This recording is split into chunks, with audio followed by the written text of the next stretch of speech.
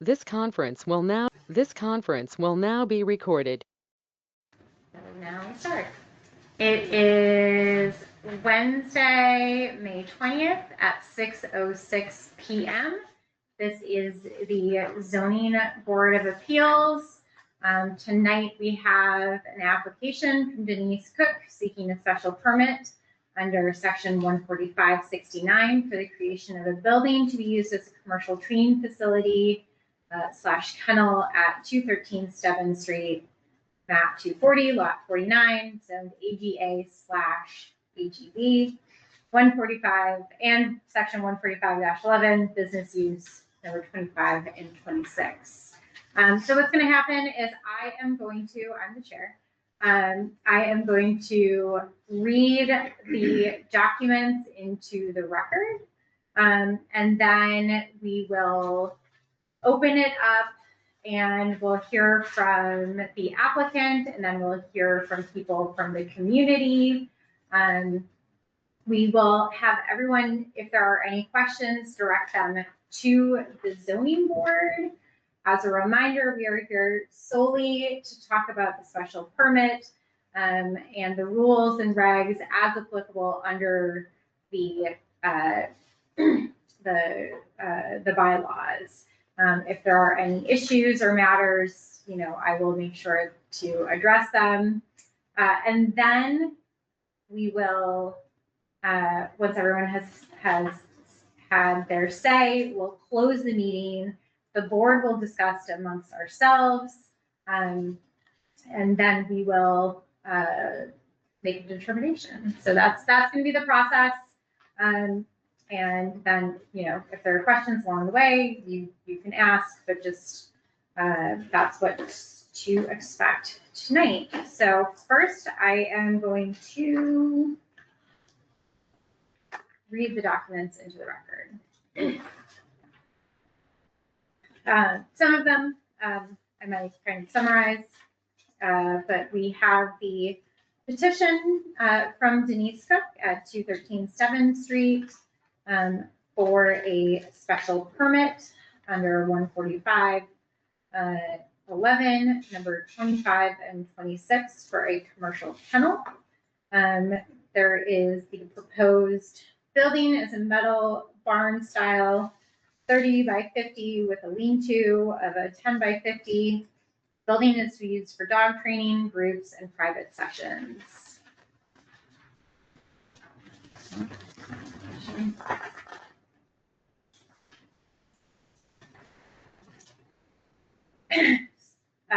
For the special permit description, the applicant states that the building quoted has been designed for our area's weather and wind requirements. The company installs and guarantees the structure. Photos of the structure sample enclosed. Plot plan drawings show building location and parking options. Solar panels will be installed for lighting and other electronic uses as needed. Lighting is both inside and exterior. For the special permit, there are 3 elements that must be met, and the applicant provided as follows: that the project will not be detrimental to the established or future character of the town and neighborhood because it is set off the road about 300 feet. It will be high appealing and maintained as needed to do so. Having a new building is starting off to be this way. It also won't be detrimental because the closest house is 350 feet away. See attached. The project will not nullify or substantially derogate from the intent or purpose of the zoning district, which is located, because the need for the training area should be kept appealing and maintained to continue inviting clients and safe for all to participate, both dogs and clients. It will not derogate because the building will be over 300 feet off the road and for other reasons mentioned above. The project will be in harmony with the general intent and purpose of Chapter 145-69, because in order to attract clients and keep my dogs safe, having a well-maintained area and aesthetically pleasing area to perform tasks inside is an important attraction and beneficial for growth in my business. It will allow me to possibly employ people as well as benefit more dogs. Being that the building will be more than 300 feet off the road and more than 350 away from my neighbors, will be in harmony with all neighbors. And then we have some drawings, including the proposed location on the plot of land, a markup of the building, the deed, the application for the building permit, a drawing of the property, and then the list of abutters. In addition, we have comments from other boards and departments in the town. From Steve Williams, the town manager, the letter states, the select board at its regularly scheduled meeting of Monday, May 4th, 2026, received and reviewed the above referenced application as submitted and recommends that the matter be remanded to the zoning board of appeals. However, the select board encourages the zoning board of appeals to consider potential noise impacts on abutters, appropriate placement and screening of any portable restroom facilities, and adequate measures to ensure safety and containment of the dogs on site, such as secure fencing. The board also discussed traffic and does not anticipate it to be a significant concern.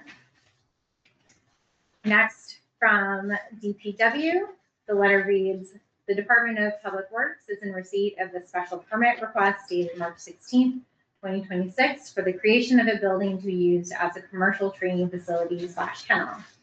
After reviewing the provided documents, the Department of Public Works has no comments or concerns regarding this matter. From the Board of Health, good morning. I spoke with Denise Cook and I do not have any concerns with the building permit. The cart path going to the proposed pavilion has been existing and in use for her horse barn for 20 years and is a good 30 feet away from her septic leach field. She does not plan to have any plumbing / bathrooms put in the new building. She'll have a porta potty for clients to use. There is no need for Title V or alteration of the septic system, as this is not a habitable space nor anything that would increase flow to the system. From conservation, it is noted that there is a mapped wetland on the neighboring property that extends into applicant's property. Work as proposed arrears to be outside of the 100-foot jurisdictional buffer zone. The applicant could work with Conservation Department to concern pursuant to authority of Wetlands Protection Act and Belchertown Wetlands Protection Bylaw. And there is a note that any work proposed that results in 10,000 square feet or more of earth disturbance requires a stormwater permit under Town of Belchertown stormwater regulations. And then from the planning board, we have notes from their meeting that Ms. Cook currently trains dogs during the day. She now wants to keep the dog she's training overnight. The building inspector determined this comes under commercial kennel. She wants to build a 40 by 50 foot building further back on the lot. The board discussed her property being AGA in the front and AGB in the back. There are a lot of neighbors in that area. All of the abutters will be notified. The ZBA hearing is in May. Will she need a site plan approval? Special permit for the use and site plan of the construction? That would be the only condition. Does the building inspector think a site plan should be done? Her site is big enough and she's doing some business there now. This is not a doggy daycare. The motion was made to recommend that the ZBA take a favorable disposition of the special permit, subject to the applicant better documenting the purpose of the project and the building inspector determining whether a site plan is required for the building. And then finally, we have a letter dated April 8th, 2026, that from Belchertown Animal Control that says, to whom it may concern, I'm writing in regards to the special permit being requested by Denise Cook for her home-based train and board business located at 213 7th Street. I've inspected her facility and have not observed any issues with it. I believe this business would be an asset to Belchertown. Ms. Cook is a knowledgeable trainer who can help community members with training and behavioral issues that their dogs may be having. She has assisted my department with dogs in her care, and through her knowledge, helped them become wonderful members of adopted families. Okay. Now, would anyone like to open the public portion? I make a motion to open the public portion of the meeting. I second the motion to open the public portion of the meeting. The all in favor? Aye. Okay, so let's hear more about this. Are you the applicant? Are you the applicant? Oh, good. All right. Please tell us about the. Absolutely, absolutely. I've been a trainer, certified trainer since 2015. I used to own several businesses here in town. So when I closed one of them, I went back to school and got my master's in dog training, just a little bit about me. I've been doing private training. I go to people's homes. I am a behavior major. I have become a certified behavior specialist, which the only difference between me and an animal behaviorist is I can't give drugs. So with that said, I'm extremely busy. I do a lot of driving. Someone said you have 7 acres, or almost 7 acres. Why don't you just put something and have them come to you? And I'm like, well, if the town will let me, then I'll do this because it would be so much easier. And driving 500 miles a week is enough. So with that said, in order for me to put the building up, what I wanted to do is, I do classes here through the rec department, and I'm constantly booked every time I have classes. I do them probably, I have obedience classes, puppy classes, things like that. They're always full. So I end up I'll have a second class, so I'll do one at 5:30, then I'll have to open up another one at 6:45, because I want to be able to not shove everybody in one room, so I want the dogs to succeed. So I end up with 2 classes and do the same thing twice. So I'd like to be able to have a place where I could entertain 10 dogs instead of 6, because the place over at the rec department is small. It's not as small as this, but it's small. And fitting 6 dogs is comfortable. 8 is pushing it. 10 is just not happy. So I just, again, I'm out to help people with their dogs. Last year, I touched over 700 dogs. I did, and I cover a lot of ground. And if there was a possible way I could do it at my house and get people to come, the traffic wise, there'll probably be the most traffic is on my group classes. And a lot of those group classes will be in the evening, maybe 1 a night, if not 2 a night. They did mention the porta potty thing because people do have to go potty. And when the dogs are training, there's really not a lot of noise because they're in training. If any noise, it might be if I have a board and train and I bring them in and I'm playing with them, they might bark with me because I'm playing ball with them or something like that to get them to do something for me. As far as noise, I have people, well, my neighbor, she goes, I didn't even know you had a dog here. And I'm like, okay, that's great, because they weren't really barking. It's just something that I want to be able to touch more dogs. I want to be able to do my job more thoroughly and locally, because since I've been, I had a facility in Wilbraham, I rented a spot. I outgrew it in a year and a half. So I went back to privates again. The need for me to do group classes is just a huge need, and I need to be able to find a place to do it. And I've looked around trying to rent, and it's astronomical money. And I own the property. And back there, it's nice and quiet. And I know the cook's up in the back. If they're up in the yard, I can hear them, but it's okay. They're, I hear dogs barking all around me. It's common knowledge. Everybody has barking dogs, but it's okay. No, No, not yours. Oh, I don't have a dog. No, I know you Oh, don't. I have two. But like if I'm out on my deck at 12:30 at night walking last call at my dogs, I get neighbors a couple houses up and their dog is barking, it's just dogs bark, they do that. But as far as having this business be a nuisance with dog barking, I could probably tell you that it would be 99% not happening. Just because the dogs are with trainers. They'll be under supervised things. Again, if they're barking, then they're gonna be playing. The area will be fenced in around that, so if they got loose, they don't decide to go knocking on someone else's door. Plus there'll be I have other people's dogs in my hands, and that's a responsibility, and my insurance is crazy because I have that responsibility.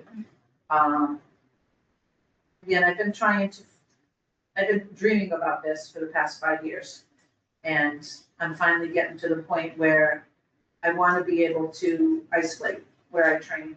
I still will do private training at people's homes for people that can't make it to me, but the majority, I would rather have them come to me. And if there's 2 cars up top, I might have another trainer working with me, and because I'll have 2 rooms.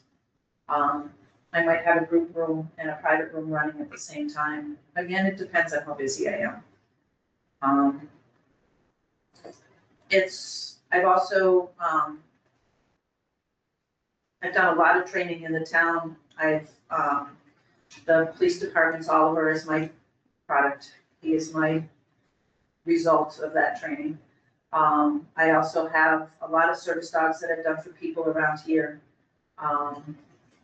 So I don't just do behaviors.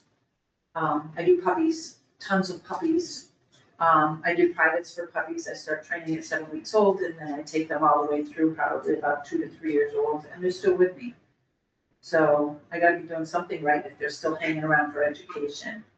And again, I got the abutters list. I'm a busy trainer.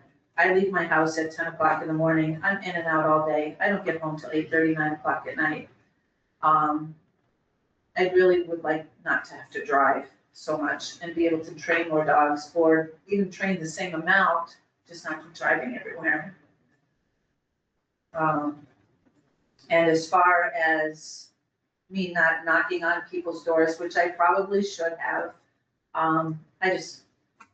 the time got away, and I work a lot. And I just want to simplify my life. That's all I want to do. Can I ask how many dogs you'll be boarding? 3. 3 max? Yeah, I can't possibly do more than, and then, You yes. spoke to the fencing. Wait, Oh, oh, I'm sorry. sorry. I thought you had, I'm sorry, I didn't even see you then. Yeah, I just want, you spoke to having a fence and it would be secure fencing that would, can ensure the safety and containment of the dogs. I talked to animal control and she told me what was required, Okay, so I already know all those requirements, and that before anything opens, the fencing will go in. I'm gonna have the property surveyed, so I'm making sure I'm not touching anybody's little areas. I wanna make sure that I'm doing everything right. I want the safety of the dogs, if it's a group class and it's a socialization class. I do a group class here at the state school property, an amazing pack group that this past week we had 13 dogs, and everybody, probably about 5 of them were brand new, and at the end of the whole session, everybody was mingling fine, and no barking, no issues, but this is what I do. And it's good. People need it. I can't touch everybody, but I'd like to touch as many as I can. And with this, I think I can do that at least a lot more than I am right now. Is there any other questions for me? that was the fencing was my concern. And the fencing I'll be doing, I'm gonna have different play areas, so different training areas. So I'll have a confidence building area. I'll be having just a basic training area, which will have some training equipment like raised beds and, just places to throw the ball and things like that for the dog. Probably 2, maybe 3, depending on the space I have, of places that I can take a dog and just be able to play. Right now, if I do take dogs I have my old horse barn, and I have all the fencing my old corral, and that's a big area. And it's up on top of the hill, so I know the backyard, you know that, okay, and of course, how it drives down and then comes up into the mountain back there. My property goes a little bit up, so you can hear things, but you can't because it's a valley. I know when I'm back there, I can't hear trucks go by, I can't hear anything, it's pretty quiet. Is the intention mostly to have them trained indoors? Is it indoor It would be slash both, outdoor? you know, and to have the indoors is a really good luxury because a lot of times I go to train and I'm outside and it's raining. Or it's 90 degrees, you know. It will probably be a little bit of both, a lot more inside because in my evening classes will all be inside. The primary stuff that's gonna be outside are my day trains and if I do, you know, my boarding trains. Because I'll be working for different levels of education as opposed to what I'm offering for the classes.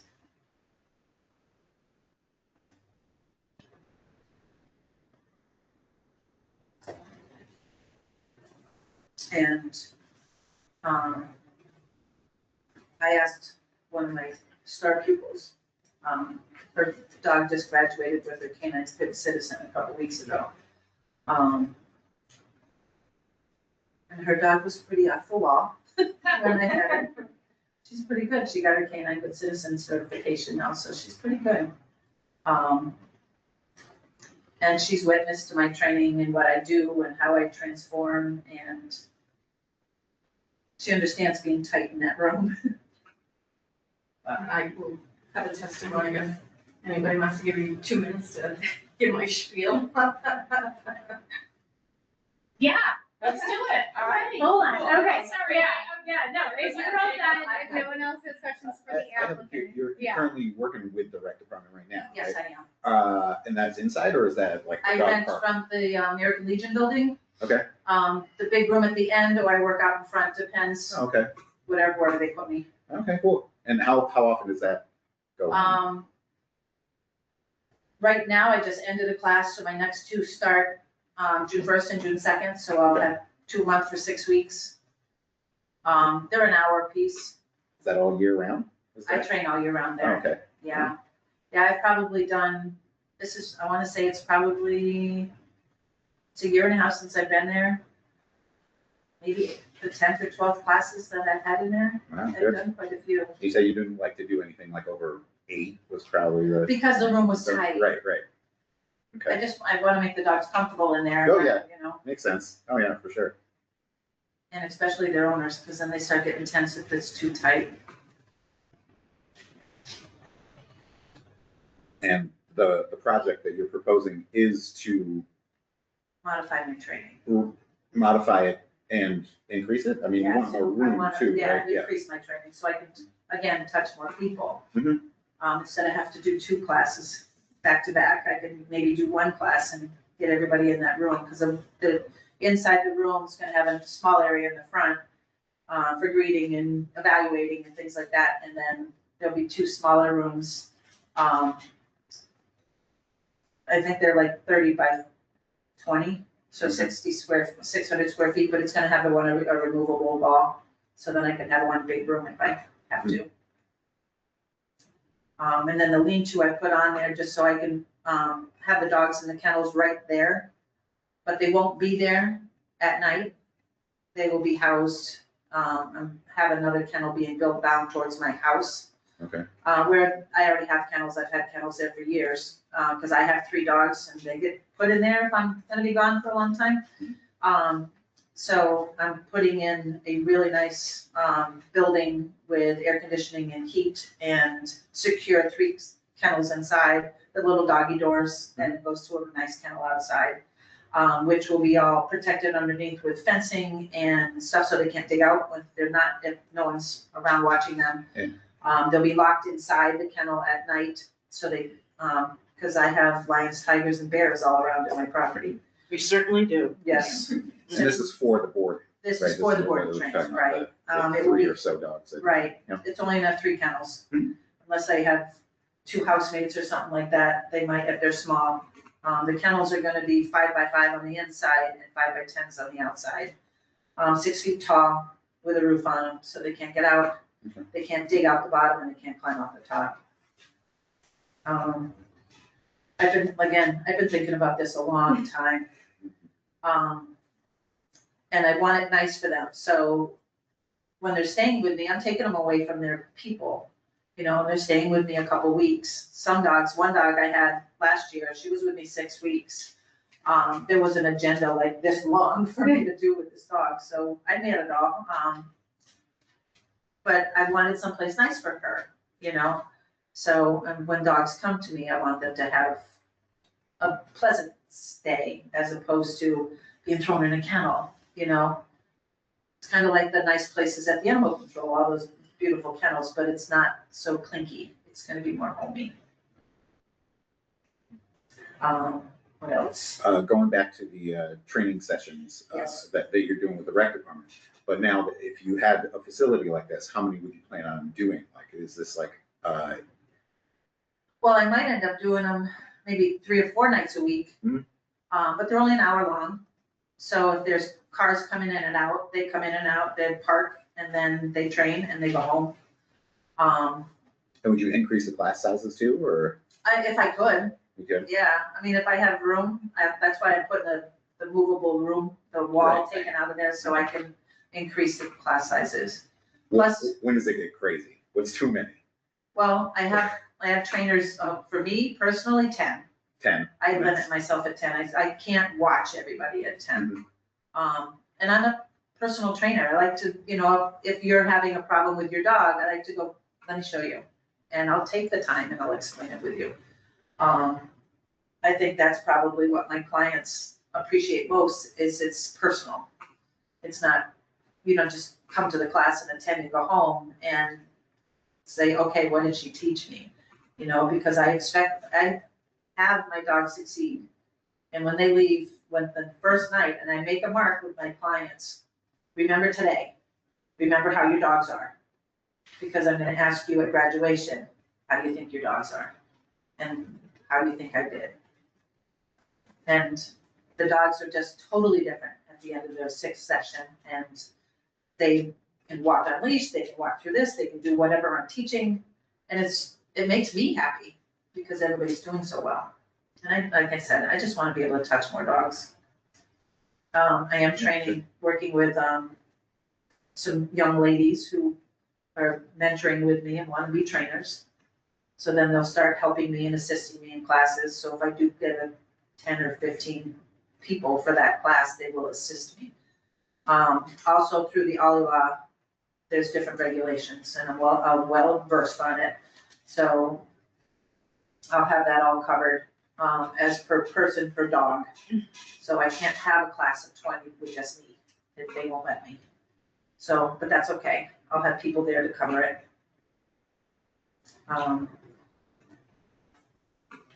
Any other questions? The only other thing that I might have is in regards to, you know, increasing your class size and the frequency of your classes. Are you doing anything for like parking? Yes, there'll be plenty of parking. Okay. I'll be able to do, I think I figured out about 13 cars, but that's at the top where the barn is Mhm. going. I have another 6 or 7, I have a long driveway going up and people can park at the bottom Okay. and walk up the hill if they I mean, want. are you planning on doing any like paving or anything like that? Because that's. It's a driveway now. Okay. It's gravel. Okay. I do have the contractor that's gonna help me put the pad in, he's gonna help me finish the road a little better. Okay. All that rain we had this past year it kind of killed that road. Hmm. So all the dirt and the rocks that they put in with all their equipment last year is at the bottom. So we have to bring it all back up and we're probably gonna do a mixture of that, cement Mhm. powder and mix that in with the rocks so that when it gets wet, it keeps the rocks where they're supposed to be. And have the proper drainage and stuff, so it will all come down into my yard like it's supposed to. Instead of going off to the one side where it drains into my backyard and it has a nice little spongy spots in the back. I don't like that, so. And the only other question that I have, and this is just for my knowledge, to split it into two different types of agricultural. Do you know how much of each is? You can see it when you look on It does split it? the assessor's Yeah. map. Yeah, the building's gonna be right on the first one in the front. Okay, The fencing will be on the one in the back. So you see where the flag, Mhm. like flagpole is the AGA, that's the residential, but that huge portion in the back, the whole Right. back square is all the AGA. okay. Yeah, The AGA. it's the agricultural one, not the residential one. Right. So the front part, and so you can see on the assessor's website, it just splits, right? Or not assessors, the GIS. Right, Um, so I was gonna say, this is Yeah. not two separate lots. It just No. happens to be. it's just- They divided it. Feels Right, like right, it. it's not like it's two separate parcels. I think when he was selling the parcel, there was this piece that needed to be attached to something and it just was thrown with my property. And it can't be fully subdivided because there's only 200 square feet of frontage. So I think that's why they threw it on with mine, when he was dividing everybody. Yeah, that is interesting. They just didn't run everyone's back. No, Yeah, yeah, because I run behind hers, Yeah, and that's that's above, and that's yeah, over. Yeah, if you see me look at my phone, it's because that's where my notes are. that's okay. Okay, if there's no further questions from the board, so anyone who is speaking, we're gonna ask you to state your name and your address. So we know who you are and like kind of how you're involved, relative to this. So however who wants to start? Go right ahead. Alan Berry, 200 Stubbs Street, Belchertown. I appreciate your trying to advance your career, but I think that this structure will be served better elsewhere. I don't think it fits the feature and character of the town and the neighborhood. It's a residential area. The training facility is larger than my house. There was no any type of applicant training, licenses, permits occur in business on any of the applications, so nobody knew nothing about what's going on. There's no mention of insulation of the structure for sound. There was no mention of how many dogs. There's no diagrams of parking. People are gonna be parking on the street. You said they didn't mention you're driving up the driveway. It's a hill, 13 cars 2 times a day. It's gonna get washed out. It's gonna be a mess. They're gonna get uphill in the winter. They're gonna be parking on the street, turning around, trying to get back up there. You said that you wanted to hire employees. What type of facilities do the employees have? They got a porta potties travel, small travels. What are the town restrictions on a business? How many dogs? How many events can you have? You said you transform dogs, so you're transforming obviously dogs that are having problems and you're gonna transform them. I just think that growth, you're noting that you want to attract growth, and this is being designated as a commercial kennel. It seems like it's disguised as a training facility, and you're gonna end up with a kennel there. These are just my opinions, what I'm reading. What time will the dogs be told to stop barking at night? Currently, we hear noise from the dogs all night long. Cars go by, all the other dogs start barking in the neighborhood. Where's the waste being dumped? The dog waste. Where's it being stored? What about odor control? What about the groundwater protection? Our road already has issues with unknown people visiting houses and speeding is not being enforced. It's a very tight road. I just wanted to see if we take something.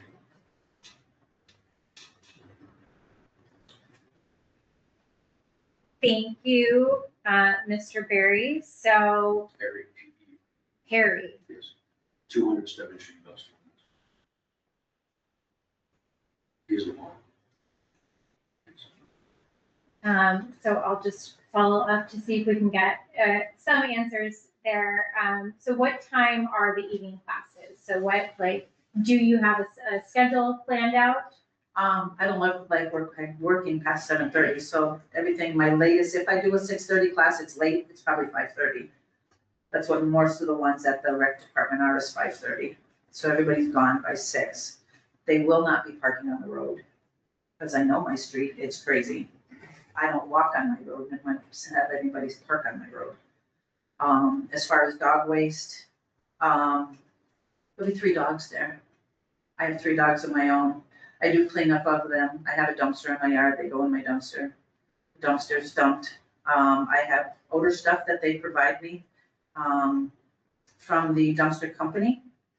It actually smells pretty good, so, as far as the porta potty, to be honest with you, I've had all those classes at the rec department, and I think I've probably had maybe 5 or 6 people say, can you excuse me, I gotta use the ladies' room, or the men's room, or whatever. I very rarely, in the hour time that I have people there, are asking to go to the bathroom.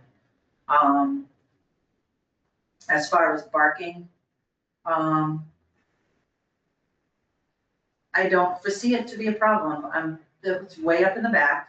The building, you're probably not gonna see at all because of where my hill, I'm down here, my house is here, my hill comes way up. And you see the front part of my horse barn, but you don't see my second barns, and they've been there for 15 years. And then you go and behind them is where the building is going. So if you see it, it's only 14 feet tall. If you're gonna see it, it's an insulated building, because it has to be, according to Paul Atzma. So again, noise, the dogs aren't gonna be there that long to making all this noise. They're not gonna be there unattended. It's a training facility. If it was a daycare, I'd be concerned about noise. It's not a daycare. It's a training facility. And as far as kennels, I'll have maximum 3 dogs. I can't physically do more than 3 dogs, to stay overnight. And I probably won't have that. I built to 3 because that's if I have it. Like I said, I'm trying to be cautious and be careful with everybody else around me and trying to be considerate, so. Thank you. Before I forget, so the planning board mentioned when you submitted, did you go before the planning board? Spoke to them. Okay, that they wanted you to, talk to the building inspector to determine whether a site plan was required. Did you talk to Paul I about? talked to Paul about it, and he said once the approval comes, he will look at the building and tell me what I need and what I don't need, and work with the company. Okay, Because they're coming and putting the building up. right. It's gonna go on a slab. So Paul said, he told me everything I need, and I said, that's all brief to me. You talk to them and tell them what they need to sell me and get it up there. So the installation will all be there and. So a site plan, is going to be a much more in-depth, Yeah, it's crazy, other than the Building. picture, right? yeah, so it's going to show your lot. Oh, I did a site plan. There is a site plan. Okay, but a real site plan. So site plans will have so this is not the shape of your lot unless this is nothing, this is the flag. It goes up and then over. Yeah. But Everything's gonna stay in the front. nothing's going up in that back part? Just fencing where I'm gonna go play with the dogs in the field down there. So nothing, so this is all, Yes. oh, Question where she's putting. okay. Okay. So this part is the ag part. This whole portion of your property is the That's why we need the variance. residential. So special permit is, there are certain,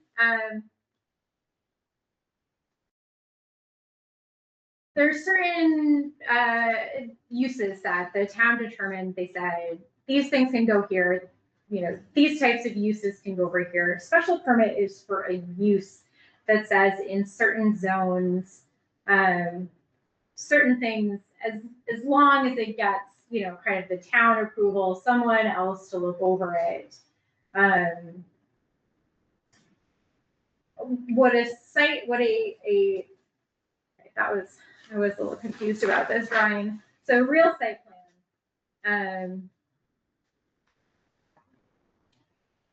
A site plan from a Civil engineer. a surveyor, someone with a Right, little bit so of when more the surveyor comes in and experience he's gonna do all that. would show like specifically, That's bigger than.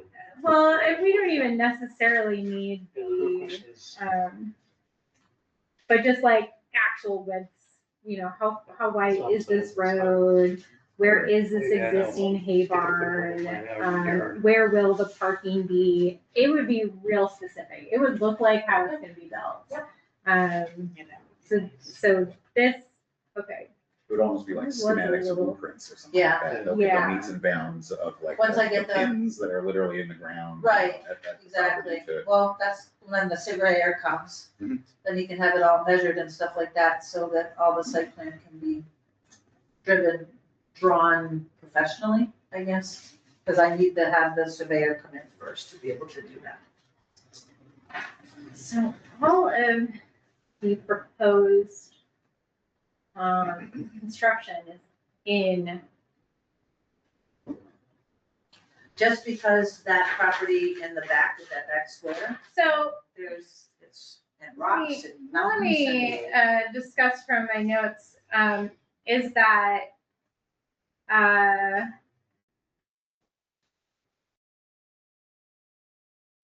the use, because there's two different zoning for each part of the land, what the use and what can be used back here and what can be used up here is different. So you could do different things on the back part that's zoned the ag versus different things on the part that's zoned the residential. So that's just that, okay, that clarifies that little thing for me.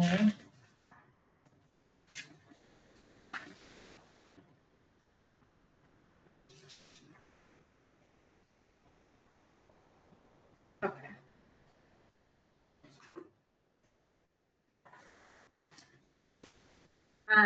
So Paul didn't say one way or another, yes, you need a formal site plan, because formal site plan review would then, we don't look at a site plan, planning board looks at it and Right, he says, says once everything gets approved, then the actual, once he'll have all the specifics from the building, and then we'll get us an actual layout of parking lot. That's why I kind of penciled them in where it's gonna go. We did actually measure it of where, like, because he told me 18 feet for each parking spot and different numbers, so I was trying to figure more. I'm also, where my horse barn is in the front, it's almost higher than my house. I'm gonna be bringing in, probably put a wall there, so that way I can bring parking and put 4 cars there. We figured somewhere about 12 to 13 cars if needed. Again, it's in at 5:30, out at 6:30, maybe 7 if they're gabbing, you know? My classes don't last that long. Then if I do a double header, they might be out of there at 7:30.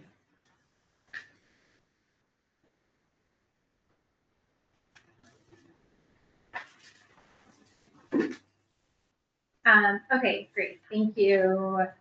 We got some clarification, let's continue. Your name, your address. I'm her cousin, Steve Cook. Not really her cousin.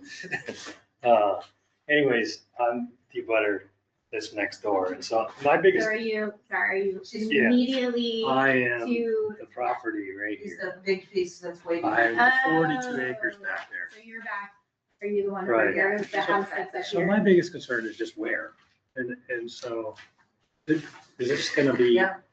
in this portion of the property? Can you see my horse barn from your property? No. I know you can. I can definitely see it. Because it's gonna be a little further. Further back. You, Here's a larger, so this is her property, Yeah. This is where the proposed is, and then she has this flag lot. Right. So are you here? Yeah, this is all, Okay. it goes way back. Okay. So I'm just trying to figure out, so it's sort of, So the Just only thing that's beyond- gonna be coming close to you where the fence is, so if I was playing with a dog or something like Yeah. that, that's probably Yeah. about as close. because as I'm you're gonna right, get you to it. got a lot of hill there. so Yeah, it's a that's big nasty challenge. back there. Cause I thought of moving it back there, but it was like, oh no. Yeah. So There's you're no way to gonna, make it level. are you gonna put parking up there and behind, so they're basically most of the, They're gonna come right snug to the building. okay, up above? Yes. So I'll be seeing all the No. headlights. No, you won't, it's what, sounds like it's beyond the other horse barn, right? It's, the horse barn's gonna block everything. Yep. Actually, you can see my horse barn. Yep, I can see. Okay, so my horse barn is here. Yeah, The building is gonna go here. Probably people are gonna be between this building here and here that we park. so it's gonna be next to the other barn where your tractor is? Yes. The It's gonna, it's, You yes, got there? yes. It's gonna be right past my hay barn and my sawdust shed. Where my tractor is. I'll probably still see it though. In the winter time, probably. I think even now, because I still see your horse barn and your hay barn right now, even, I see it. Yeah, I can't see you. From the top, from up above, No, from my house, from within the house? Yeah. Oh, really? I see all your Christmas lights on the horse barn. Oh, yeah, I see yours, Christmas lights too. Okay, so I'm sorry. So what are your thoughts, or what would you like to say? I would just as love to see an to- actual drawing. Yeah, that would be That would nice. be probably the Yeah. biggest thing I would like. Where the parking's gonna be. Yeah, I think that's all I care about. That's the biggest. Like I thing said, care about. I wanted a yay or nay before I dumped $5,000 on a guy to come in and draw and tell me where my property lines are. And where the definition of Ag 1 and Ag 2 actually were, because they'll know that, right? Yes. What's on so if you Google Belchertown GIS, you can look up all the property. The lines are not perfect. So that's where this comes from. Right. They're not exact. They're close, but It's a good generalization. it's a generalization. It's. So I measured from my corner property between me and Goodrose. Yeah. And I went up. And I know where one of my pins is to that back person. Is that you? No, that's you. Yeah. But that's way back there. Yeah. So my property dives and come back, the wetlands is over closer to you. And I stayed away from that because I'm up on the hill. So I'm wondering, like, from here, So- this drawing, this is the end of the line. So the building's gonna sit in, like, where the properties fall in, including your parking in there? Yes. Okay. So, Majority of the property's gonna go. so around there's the horse that's where barn. the horse barn is now. Oh, I see. And so there are people gonna park this way, Yes. and the building's gonna go that way. Okay. Yes. Can I take a photo of that? I got people, this here is parking here. I mean, it's public record. This is where the building is. Okay. This is all on, I guess we can show the screen so that, I don't know how this camera works. It's not showing, That's what it's from your face, I guess. right? That'll be For hard anyone because watching it's a for big round one. the official record, here's the drawing. Yeah. I'll just. I'll take a photo of So that. That way those who when have Nancy asks copies, me, I'll be able if to- you see kind of where the line of those other properties go, I should send that to you too. that's on the GIS that has, we don't have like the nice, pretty, I don't know where that zoning map is online, but the GIS basically does it, yeah, and it'll bring that up, and you can color code it for the zoning, So it's area, like, that's where you see the horse. zones, and it'll show you that front part is the residential and the back part is the agricultural. And under the zoning bylaws, Yeah, the house behind the house. different things qualify in each of those areas. So now we know, based on the plan, The only essentially thing that's gonna go in the back of those gated, the fenced in areas for play. um, So that's gonna be near The me, fenced right? in areas are going Yeah. beyond. Training? No. So Yeah. how big, is like, Yes. how much are you fencing in So the- there? so hold on. You don't know. This is not you, right? What would you This like? is you. Yep. So I mean, where the back of your within funds, you know, from the financial horse reach. stuff was about here. This is, about this slightly is, beyond do you your know how stuff, big up this is? above. Like an Because acre, you know how 2 it acres? goes up. Yeah, I have six So point we eight all, and you up acres above, total. up above. I don't know the area. division between. So the this two. is the hill area there. That's what I was looking for. But like, That, I'll probably see. like an exactly. acre in I that? wanna say, yard. um, I opened it probably up. the front is a So little over. I don't know what here. there is for trees between here and there, Well, Jen, because that's the other the property. properties that are next to it, Mm-hmm. Yes. you know, that's are Oh, 1.1. 1.1, Yeah, yeah, 1.7, so probably so- approximately. Right, approximately. That's a good Well, We can question. it's under 2 acres. Yeah, for so the that. front part is under 2. We feel comfortable saying that. I can do that. Okay, all right, so Steve, thank you. So you just would like to have a better understanding Yeah. of where it is relative to your. to And what was where your you address, are. Steve? 195. 195.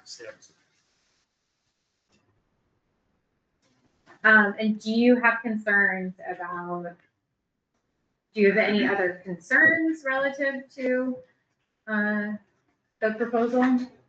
No? Okay, great. I don't live on the street like that, so. Who would like to speak next? Yes. Yep, so my name is Michael Corshane. I live at 257 7th Street, Belchertown. This is the property marked 5305 in the map.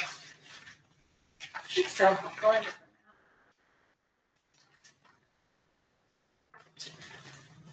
Sorry, what was the address again? 257. And our property directly abuts the back of the property. Very back. And you're on my back right, Yep, that's right. Yep. he's on my back left. So, okay, so that's good. So commercial, I do, did get a good understanding about how large the facility was initially. And Sorry. also just want to be careful of, I need to address these to the group. Okay. Yep. Yeah. So, specific question. Board. I'm fully in favor of someone trying to better their life and get a job, a career that they absolutely love and from. I'd love to hear that from my kids. I'd love to have that for all of us. And I hope that's the case to some degree here. I do have some concerns that just to share and have folks think about or consider. Maybe they've already been considered, maybe they've already been addressed or discussed or shared with the group, but a commercial kennel, I don't have a burning desire to have it on my neighbor's yard, but I also don't feel like it would be an incredible burden. The concern I have with is I've never seen and never been and never witnessed a kennel ever to be one, ever. There's some even in, for example, has there ever been a survey conducted concerning the existing kennel on Route 9 across from Napa? Ever, like noise survey or assessment to how the dogs behave or how loud they are, if they're attended to at night 24/7, like what's the impact? We can say that there's some that will be there, but I also don't, I guess the question remains is they will not be supervised 24/7. Someone will not be with them all the time. So if there are 3 dogs there, they will not be supervised. The house to be down at my house.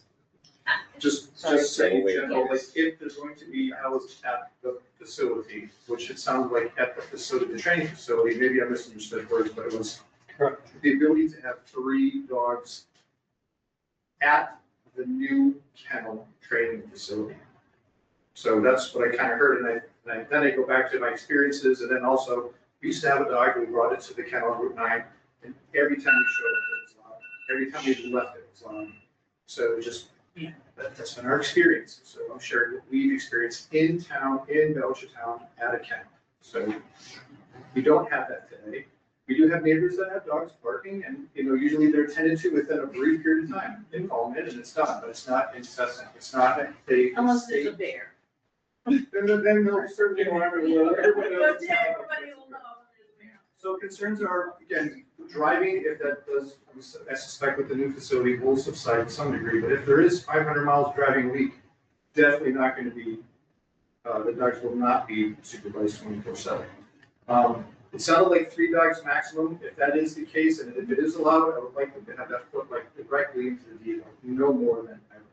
Because there's been a lot of projects in Belchertown that I think at times have some scope creep, where there's an introduction, but then there's an overflow and things don't get released. And so I think that would be addressed. Just the level of concern, awareness. I agree. I think to add to that, it's sort of like, as long as the training facility doesn't become a kennel. Right. Oh, no, I Like, don't know. like we've had it on 202 and that kind of stuff. That's the bigger concern. That's, so this That's the permit bigger concern. says kennel, and that's more driving concern, more than a training facility. When it says kennel, those are on-site stay. I'm just gonna interrupt you to let you know, there are, again, we are under what the Belchertown zoning bylaws, and the Belchertown zoning bylaws, let me bring it up.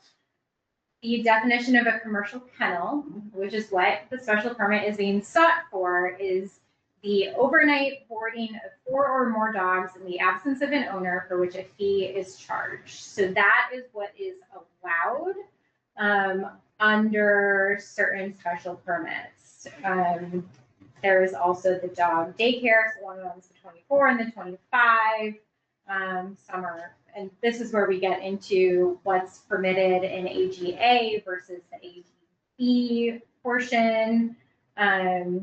There's a general town bylaw, which is not the zoning town bylaw, which can make things confusing, about commercial boarding kennels, that specifically says, does not include grooming facilities, daycare services, breeding, which breeding is a whole separate thing. Thankfully, we're not discussing. But that's the one that requires the license from the select board, and it's in conjunction with Animal Control Advisory Board, and that's separate. And can I just let's just for clarification, are you being licensed under the general town bylaw as a commercial boarding kennel? Do you know? All I was told is I needed a kennel license. So you Because, will need a commercial. and she said, animal control told me that if I get paid for 1 dog to stay overnight at my house, I need a kennel license. Oh, okay. Okay, Well. so I'm only having 3. I don't need more than that. Okay. Okay. So there's differences. So what we're looking at is the definition under the zoning bylaw, which is just overnight boarding of 4 or more dogs in the absence of the owner for which a fee is charged. That's the definition. So we can put limits that are reasonable if called for, but I just wanted to clarify when we're discussing what's going on here and what we are looking at, we're governed by the bylaws as they are written. So that's just something to note since it was coming up of what is this, what's going on here.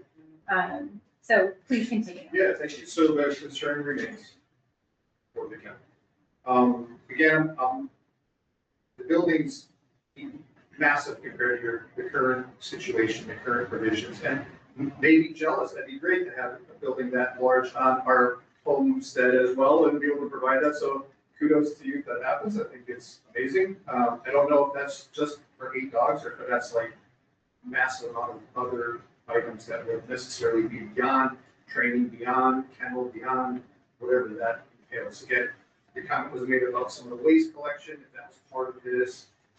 Also, this massive building, I don't know if there's a concern with rain runoff or washing out the parking lot or coming down the street. I don't know.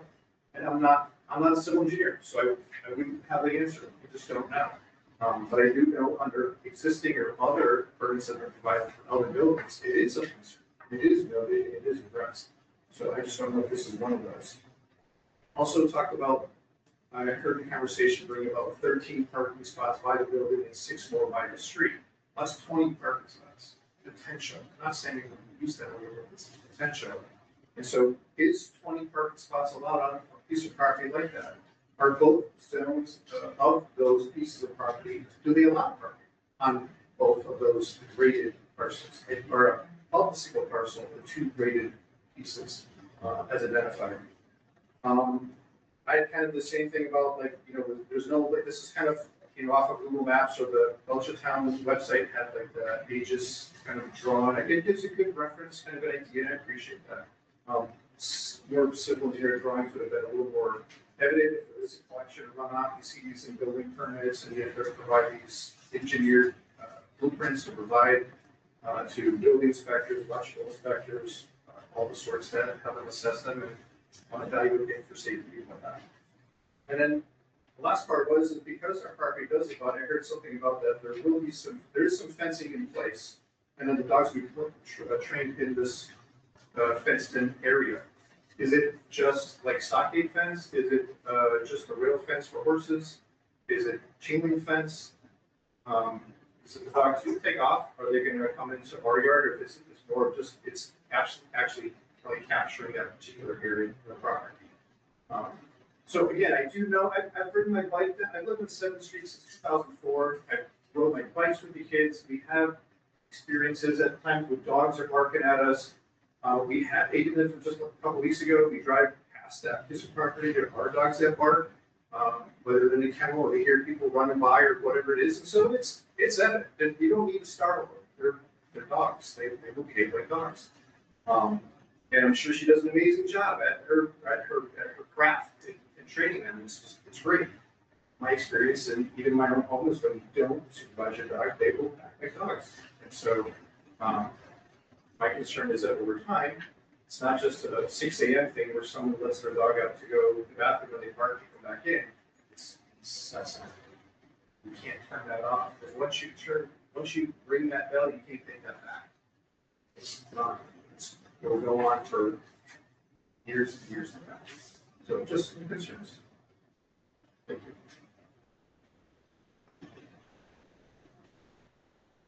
Would you like to address the board to discuss, any of the, provide additional clarification for some of the things that may have been raised? Yes. As far as barking, when I'm training, because I do train in my house every now and then. Working with my dogs, it's, unless I encourage the barking, it doesn't happen because they're occupied with me. And they're only there an hour, and they're gone. As far as the fencing, I was told it has to be 6 feet. It's gonna be, I can't afford chain link, I'm not a wealthy person. So it's gonna be that new fencing that everybody's got out with the small little links. It's gonna go into the ground about 8 to 10 inches as far as I can get in that wonderful ledge that we have back there. And it will go up 6 feet, and they'll have panels, and it will have a 4x4 post every 8 feet, and then it will go up 6 feet, and it will go around. It is a fence that will contain the dogs, but they will never be left there alone. So they're not given the opportunity to escape. A lot of dogs, if I can't get them back to me, if I'm working them, I'll throw a 20 or a 30-foot lead on them. So if they do try to do something stupid, I have them. Like I said, it's not something that, it's not a kennel. And everybody, I don't want a kennel.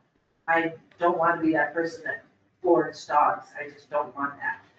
I take my dogs in for board and trains. They live with me for an educational purpose.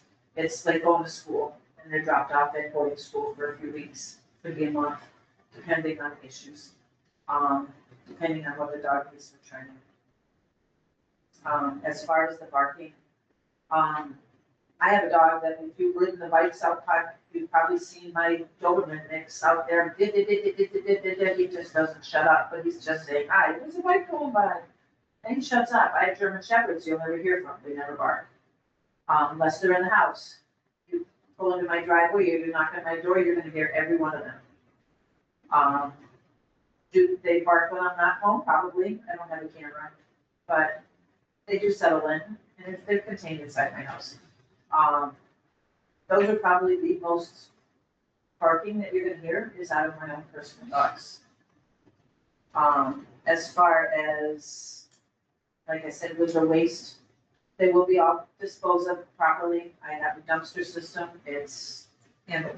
I don't like stepping in poo, I don't like smelling it. And if it happens, it's there, it's done, it's removed, it's bagged, and it's away. So, I like the poop police when I'm walking around and people don't pick that up, it drives me insane. So I don't let it happen in my house. Was there anything else I missed? So I thought of something barking at, so if you have 3 dogs in the kennel and you're not with them and they're barking at night, well, how would you? They're contained inside that shed, it's gonna be insulated.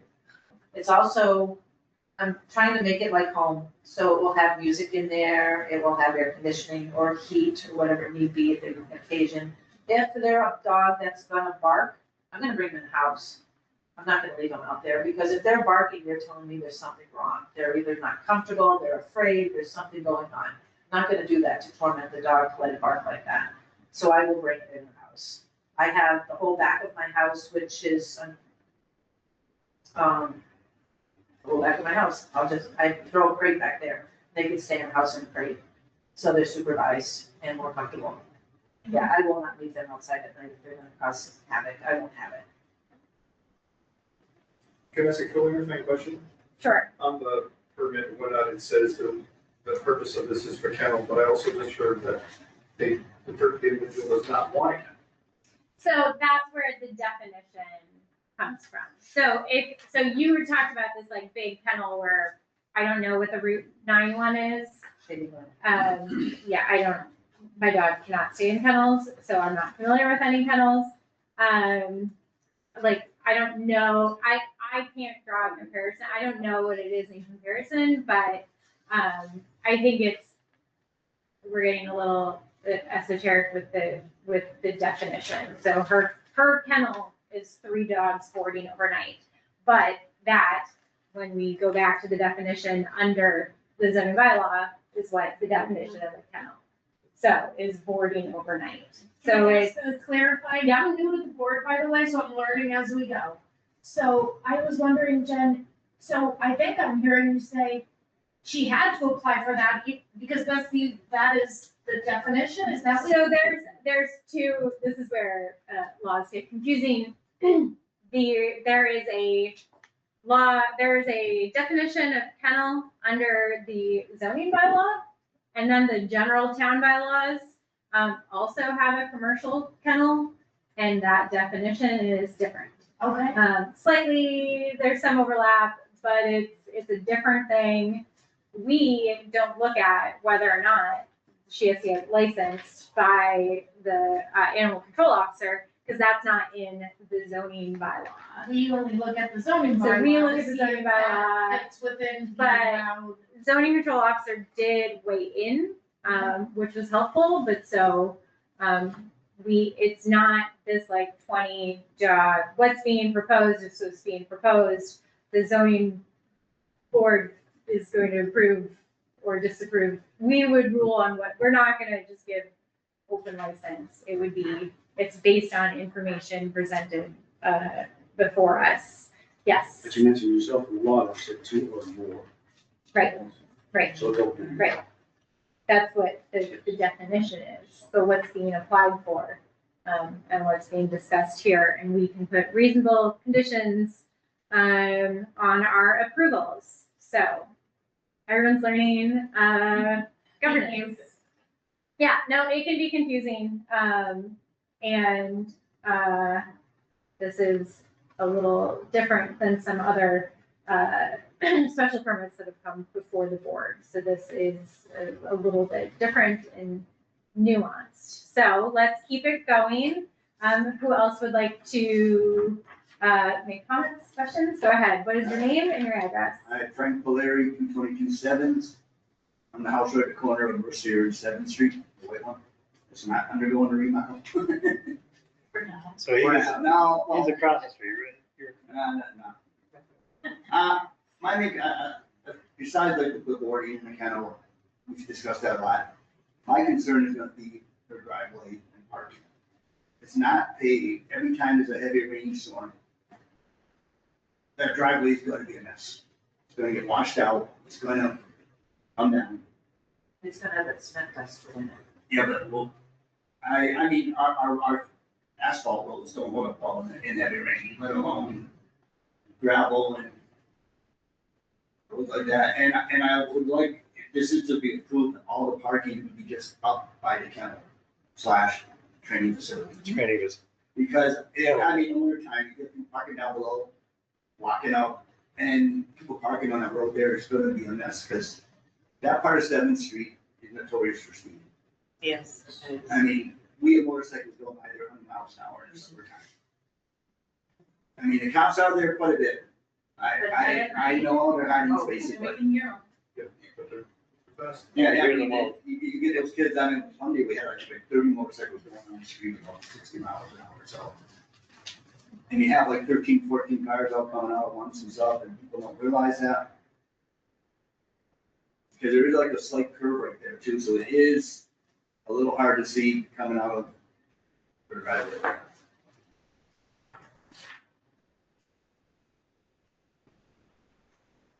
Thank you. Most of the parking will be up top, That's what the plan. and unless I have a huge party. I'm trying to, like I said, I'm trying to build out that front hill to make them more excessive parking, so I can have everybody up top. I don't want everybody walking up that hill, especially in the Now, are winter. you, when you're on the parking spaces, facing the road or facing the building? Facing the building, and some of them will turn and be facing my house. So when they come in, they'll come up to the top of the hill and come in this way, they'll be parking this way. So they'll be facing my house, and the lights will be pointing towards my house. So they'll be facing towards my house, right? I'm at 199. And towards the, No. You know, it looks like they're It's facing towards the street They or face towards the street larger facing parcel my in the house. back. Because I don't want a lot of headlights going to my house. I Is just, there gonna be any type of area up there to prevent the headlights from shining through? And I mean, where else you got Yeah, that I big? mean, there's a bunch of trees up there, I'll drive up there and put my headlights and you tell me if you see me. Well, I yeah, probably yeah, will, because I can see you go up there. I can see you turn on your lights up there when you're doing your horses. Yeah, but how many trees are gonna come down to build this, There's nothing between the two of us. There's, trees that are gonna come down are huge pines on that hill going up, because I wanna bring that out. And I've already had one of those pines miss my house by about 8 feet this winter, so those I are saw going that. away. Not having them hit my house. I saw that tree. It's still there. Well, the guy came and I saw him pick it up. Well, just the front. Yeah. The tree is still there. Yeah, didn't he cut it though? No, I saw the. no, he just took all this rubble, because it took 6 trees out. There was a lot of rubble. I know, I saw it. Yeah. I could see so it from my All the house. rest of it's there, and I just had to cut it all up, but anyway, yeah, it's mostly, I'll be aware of that, and if I have to put something up, I put something up to keep those headlights from going over to your house. That's where I sleep. Outside, it's in the back. As long as I don't hear noise, It will be all done Headlights? by 6:30, 7 o'clock at night. At most, I will not have classes after that. I want my peace for retirement. Would you like to, state your name, where you live, and then your formal, are you, you're all No, set? hold on, right, first. Okay. having the kennel in our neighborhood, how would that affect the values of our properties? Oh, that's a good idea. Well, That's very I good. mean, is that gonna have a negative impact? This I like that. board, it does not. We can't. No, well, Yeah. I know you don't have that, but that's something I'm throwing out there. Is that gonna negatively affect the equity? So of the that- development? I'm just gonna throw this out there, doesn't matter. What, and I'm sorry, it's, Oh, yeah, I know, yeah. but, we are, once again, governed by what we can and must or cannot, do under the zoning bylaws, and there is nothing in there about, property values. So I'm just gonna throw that out there. That is not, one of the elements that the zoning board considers. So, you know, maybe you individually may have concerns about that, but that is, I'm just gonna put it out there, not a thing that the board, it is not one of the elements. And we wouldn't know. I'm an attorney, I am not an appraiser, so that is not something that we would have or expect someone to pay to have someone analyze, or just the thought of trying to figure that out, I can't even, I don't even know how that would do. Maybe it would make things better, but we don't know, and we can't know that, so. I'm Jerry LaFay. I live at 199 7th Street. So I am Denise Cook's neighbor, second over. Second over, but my property does abut. It's the L part. I can also see her horse barn, her hay barn. I can see the whole upper half. My concern is the cars going up there, the noise. My house is right there. I can see everything. My house sits at an angle. It's not facing forward, it sits at an angle. So when I look out, I see my neighbor and I see Denise Cook's property as well. So where she's building her barn, that's what I'm gonna be looking at. So I don't want noise. I don't want barking dogs at night. I'm retired. I have a beautiful backyard. I go out there, watch nature. It's quiet, peaceful, away from the road that's so busy. When I go out back, it's really nice back there. I don't want to hear animals, children, like in a playground.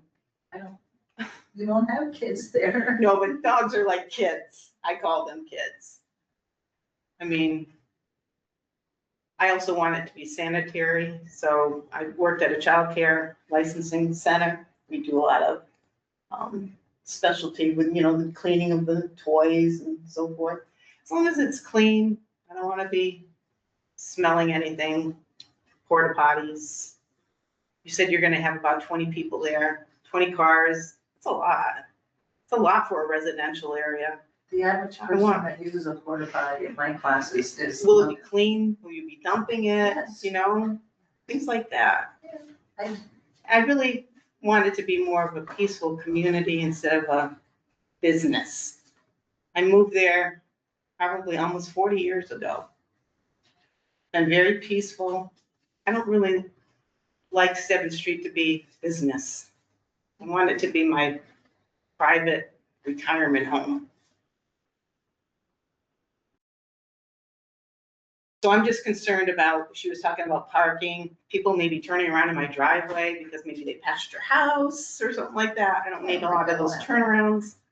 That's it. I mean, it's your business, and that's good, but it's my house too, and I like my privacy. I like my peacefulness. I like my quiet nature. I do. Jerry, what side are you on? You're on. 199. You're in 199, so you're on like the left. If I'm looking, Yeah, if I'm in the street, looking at. That's my driveway. This Yeah, is, I'm right next to Okay. but this is wide open in the back. Okay. Yeah.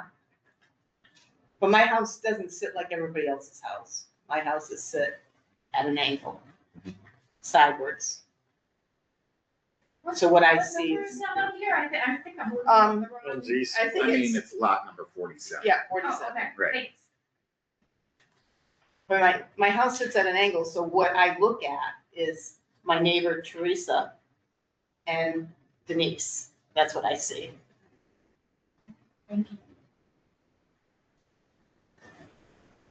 And then I'm just gonna jump on these 4 guys that talked to. I agree with all their concerns as well. So Jerry LaFay, 199 7th Street.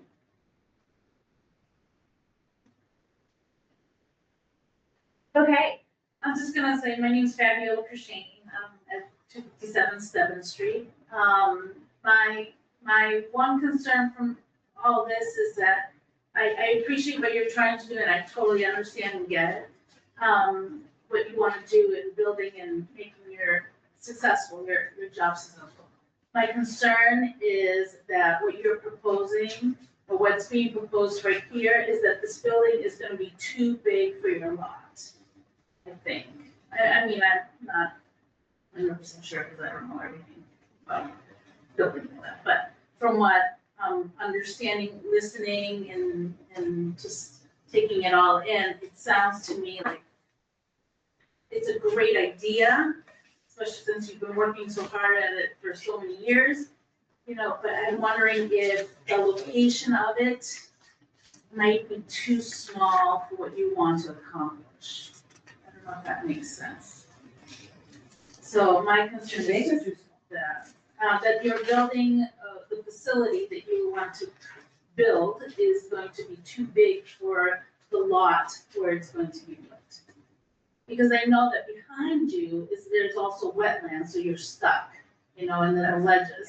So there's like little hills, ledges and rocks and all that. But I'm wondering if it's just gonna be too big for that area. And that's my one concern. So there are, I'll hop in here. There are like setback and the buildings cannot be, you know, too close to certain property lines. And so that's where when you do the full site plan, that would all be looked at and reviewed and Paul, so it gets approved and our building inspector reviews it. So we're not issuing a building permit. It would just be the use permit. So the final like construction and everything, what it looks like, where anything else goes, it's going to be required as by the law and looked at kind of separately. And so that's where I think some of those, you know, is it too big under, you know, what is required by the law? But I understand also your separate concerns of just there are lot coverage requirements, but concerning the size of this lot, that's not an issue here. Could I also ask Jen? Yeah. Is my understanding right that the business permit would decide like how many, like if, say this got approved? We could put those reasonable limitations on it. The board is allowed to do that. Okay. Thanks. And may I say one more thing? Yes. And as far as the size of the building, I projected as big as I could possibly fit there. If the theory doesn't work, when I get there and I work with Paul and all that, it will be minimized. Because I don't want it cramped back there either, because I want to be able to use and access my backyard. Don't want it to block my thing, and I want to go through the building to get there. I need to know exactly what the property lines are, because the ones on my left aren't defined. The ones on my right, I have some wall. It's pretty close to where I need to back, I know what it is. But it's, I guesstimated to get a price quote. Everything's contingent. Yes.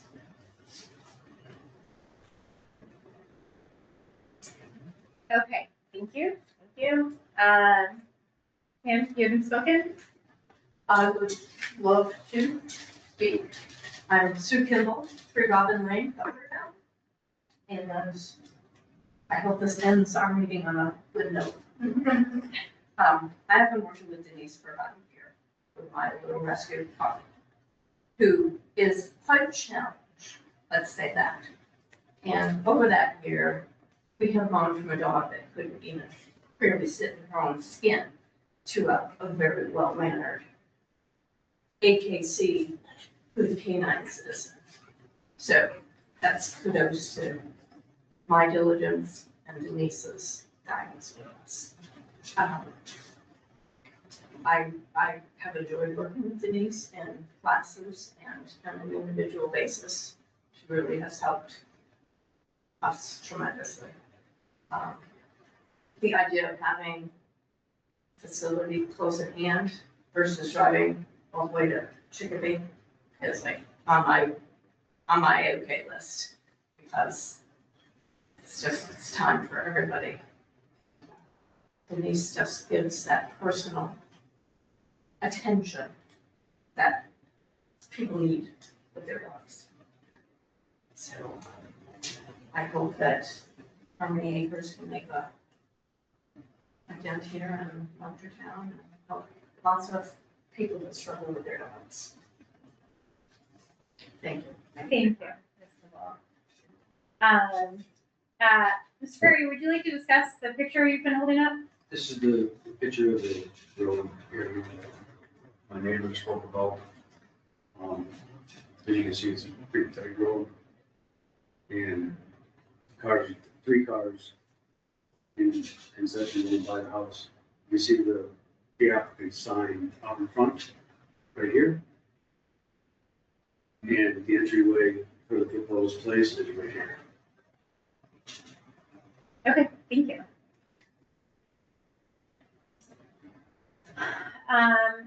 Okay, would anyone else, is there anything else anyone would like to say or discuss or questions?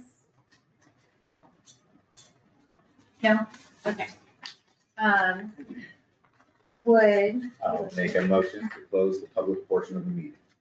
I second the motion to close the public portion of the meeting. all in favor? Aye. Just as a reminder, this is not, no one speaks. This is us, we're discussing. So unless we open it back up, you will now hear deliberations.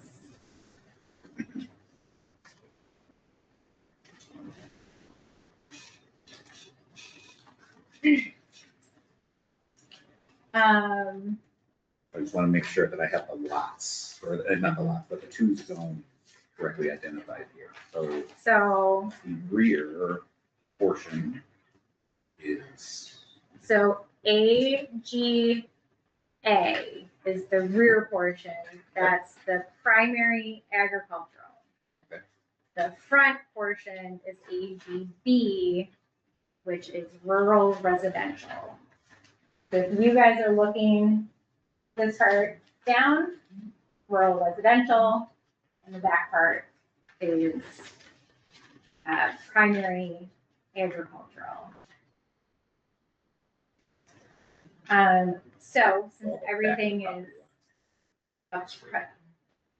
assuming the line is correct and the site is correct, kind of like that. I feel comfortable working off the assumption that everything we're discussing is in AGB. That is what the proposal looks like. Yes. Is that it's all in AGB. And so dog daycares, which it was kind of noted in the application, which again, there's a formal definition, which is the provision of socialization, exercise, training, or shelter in the absence of the owner during the day for 4 or more dogs, for which a fee is charged. This does not include veterinary hospitals, clinics, commercial kennels, grooming parlors, pet stores, dog training facilities, or animal shelters. So that was kind of put down, but as we see in the planning board, it was clarified, and as clarified tonight, that dog daycare is not applicable.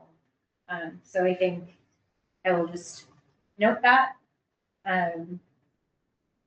that it is a different thing. It's not required, it's not permitted in AGB, but that's not what's going on here based upon the description. So instead, we're looking at a commercial kennel, which is allowed in AGB with a special permit from the zoning board of appeals, which again is overnight boarding of 4 or more dogs in the absence of the owner for which a fee is charged. There's no separate, like, just dog training facility definition. Right, we're like a little bit of It's each. So like, well, but it's not dog daycare. It doesn't Right. say that training is required for kennels. Simply dog training is not its own defined Right. term within the zoning bylaws, so. But it did make mention it was 4 or more. Or was that 4 or overnight? more. Right, we're looking at 3. And We the are- number of dogs, but I think it's also important that to note that there's 2 things going on here. There is the additional little building that's being added, and then there is the this guy, the training facility. So it is, The training area? Yeah, And the so we building have itself? the kennel and Right. then the training area. And so I think it's kind of You can see. important to note, I think it's three, I think it's the kennels, the Yeah. 3 kennels. Yeah, Training area will just be kind of a cost. I mean, the building. And the building Yeah. is the biggest. Yeah. Construction. Yeah. Type. So like in addition to a single family home, to do an in-home business is a thing. And it's a thing that we see all the time. The drive. Home-based businesses are normal and standard and governed. That was not specifically what was applied for here. Because here we have two things. I don't know if anyone else got stuck on the fact that we are looking at 2 primary uses for one piece of property. That we are looking at both a business use and a residential use. And you, Mhm. I mean, I guess we could crunch the numbers and see how much the additional things will be used for business, but I don't know that it's primary. That Her doesn't, living at her house is the primary thing going on. with the so property. we looked at primary based on the Dover amendment, because that,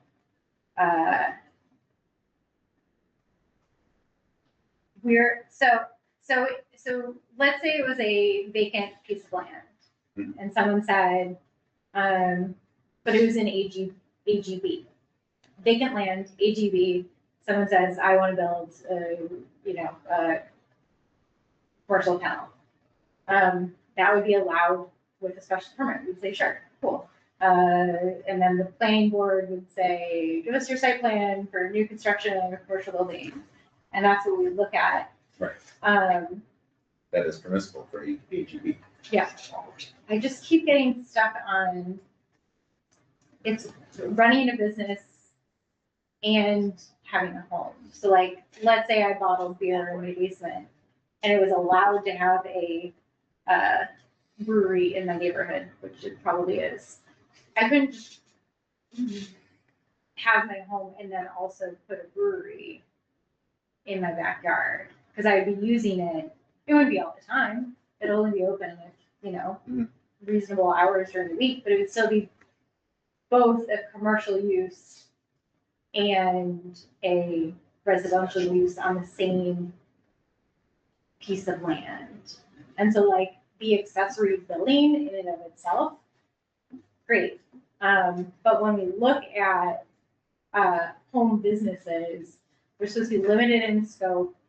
There is limits on number of employees based on the type of business. So when you're combining a home and a business, combining a residential use and a commercial use, there are restrictions being laid there. So that's the only thing, like if we,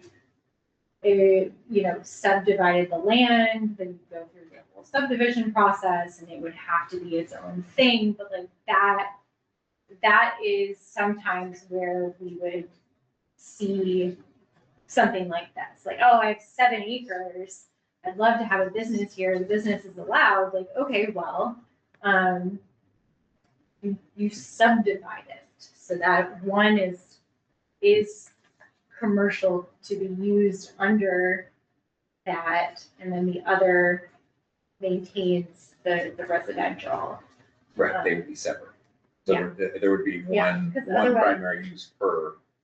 Yeah, because we did that, someone came to us, it was before the ADU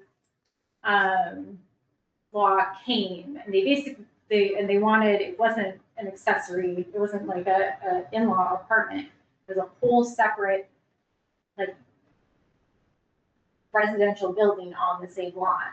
And we said, you can't have, like, it's single family, like, you just can't have 2 of the same uses in one lot. That's just where I keep getting Two stuck. primary uses. Two primary, yeah, it's, the You have a special business, permit a home is for business, like we the were saying use. before.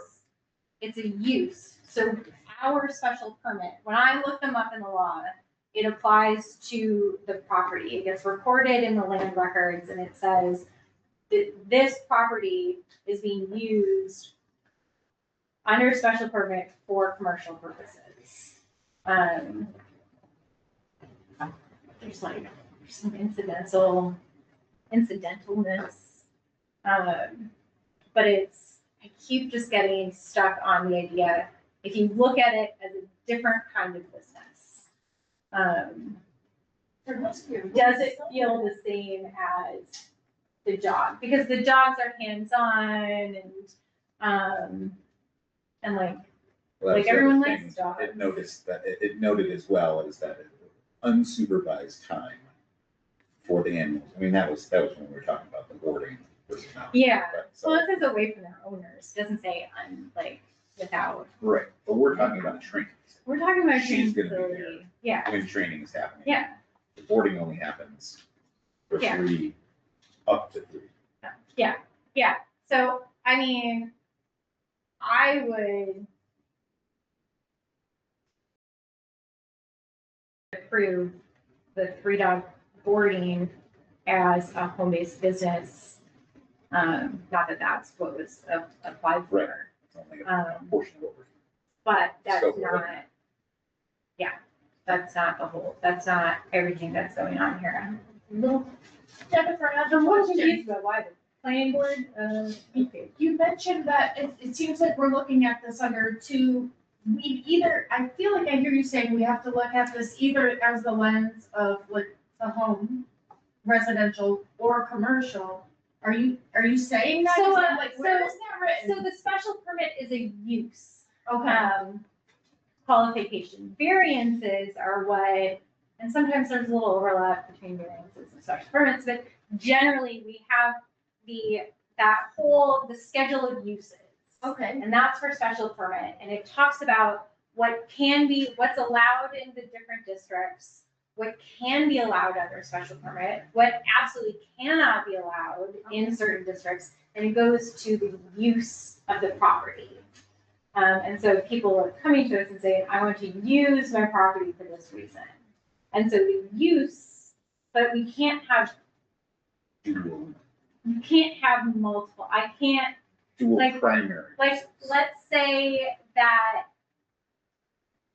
there's a vacant piece of land and I want, an apartment complex and a business, but it's not zoned for, like, some bylaws, not here, like, allow for multi-use. Like, think of like a downtown area that has, restaurants on the bottom floor and then housing up above, like, it is possible, but that's not what's We don't have that. contemplated here in the rural, the agricultural world. Like, maybe village districts allow that, I didn't I think so. specifically. But all I'm saying is that when we're looking at it, we are looking at the character, and so if it was this, like, certain things are allowed. That's why I just keep going back to what is, like, the purpose.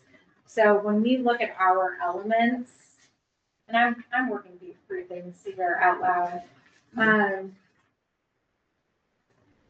So we look at the second element is that it will not nullify or substantially derogate from the intent or purpose of the zoning district in which it is located. And so that's where the intent of the zoning district, and this is where we look at the schedule of uses. It's allowed, but multi-use on one property is not allowed. This is just, I just kept getting stuck with, let's say I did personal training in my basement, but then built a gym in my backyard. Like, there's plenty of space, but that would be a commercial use, especially when we talk about the parking and everything. Mhm. Which again, could be allowed on its own. that's just what I keep getting stuck on. I would love to hear anyone else's thoughts of it. And this is again, just the sole legal. Right, well, I didn't even think of that. Like, if you went, I thought the questions we were answering, I didn't even think of that initial, well, is it this or is it that? And now that makes a big difference. I just keep getting stuck, like, I like the idea of thinking about it, because everyone loves dogs, is to take the dogs out. I love dogs. I would love to have multiple dogs in my backyard. It's not about the dogs, honestly, it's not about the noise. There are noise ordinances that would govern that are not zoning issues. It's about the legal, it's about the words in our bylaws. And so thinking about it again. right, and the general purpose of the neighborhood is my concern as well.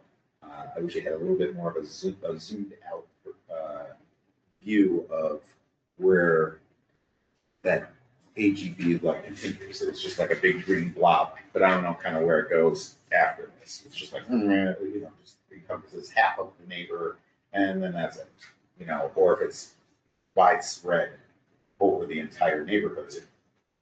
Where is Stebbins? Anyone can point it out on that map? Upper left? Are you on the Amherst line? Randy. Randy. So, It's like way, because you will see. So I think it's about most, midway between where it says Amherst and most Granby. of Belchertown A little is higher, just a little higher. agricultural. Yeah, there you go. Like just straight up ag is what So right most here. of the town is. And so This you is can me. see that where the houses are. That's the plot right there. Yeah. Yeah. You can see it, yeah, I can see it from here, that it's split. You can see exactly where it splits there. So It's most of bigger it, properties. everything behind there is all AGB Right, it's literally, or AG. AG, Whatever right, it's, AGB. it's all ag. right, So everything So I- behind is ag. And everything straight up on the road is residential, right. Correct. at least Yeah, in that area. Yeah, I think that's. Not along that, not the whole road. Not the whole road, I mean, across the street is as well. You see as it moves up, the green goes away and then the Yes, white as you're comes going in. towards Bay Road, it does leave. It does not continue all the way to Bay Road. Interesting. Yeah, so that's the intent. That's our map. Right. Can you get that online somewhere? Do you know if we have a copy of it? Let me email you about that later. Yeah, That's a later thing. I mean, GIS. on Yeah, that but I could do it. But like, can be a little glitchy, yeah, and to, load up, layers on top of layers on that map. or just like put the bylaws site, but there's a zoning map attached and then there isn't. So I just feel like people looking it up, access to information. So that was my concern, was the purpose of the neighborhood, the intended purpose of the neighborhood seems like it is mixed. Is what I'm finding out by looking at that map. And seeing about, maybe it's 4 properties towards Bay Road is the end of this little splotch of the AGB. And then I believe it would just be It's mostly, yeah, rural. rural, yeah. Yeah. Just thinking through our deciding factors, just- right? Yeah, yes, we are governed by, so we can waive things. We can waive size limitations on, home-based businesses, because the bylaws say 300 square feet, it's tiny for a home-based business. That, I don't even know if that's on the side of my house. Total. No. Total. But, yeah, so that's why,